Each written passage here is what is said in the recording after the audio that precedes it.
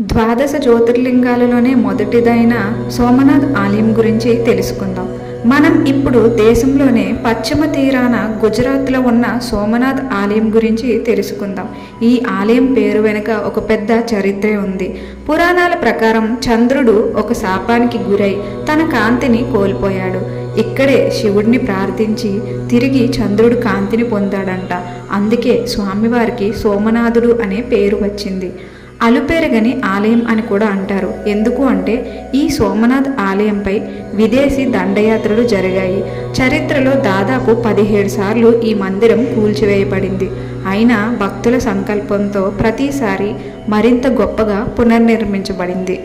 పురాణాల జ్ఞానం చూసుకుంటే ఇక్కడ సముద్రం వైపు ఒక స్తంభం ఉంటుంది. దాని పేరు బాణా స్తంభం. దీనిపై రాసి ఉన్న విషయం చాలా అద్భుతం. ఈ స్తంభం నుంచి నేరుగా దక్షిణ ధ్రువం వరకు మధ్యలో ఎక్కడా కూడా భూభాగం లేదని ఈ స్తంభం సూచిస్తుంది. ఇది మన పూర్వీకులకు ఉన్న గొప్ప భౌగోళిక జ్ఞానానికి నిదర్శనం. ఈ ఆలయం చుట్టూ ఉన్న హిందూ ఏకత్వానికి విశ్వాసానికి ప్రతీక. అయితే ఈ ఆలయం గురించి మీకేమనిపించిందో తప్పకుండా మాతో షేర్ చేసుకోండి. అలాగే కామెంట్లో ఓం నమ శివాయ అని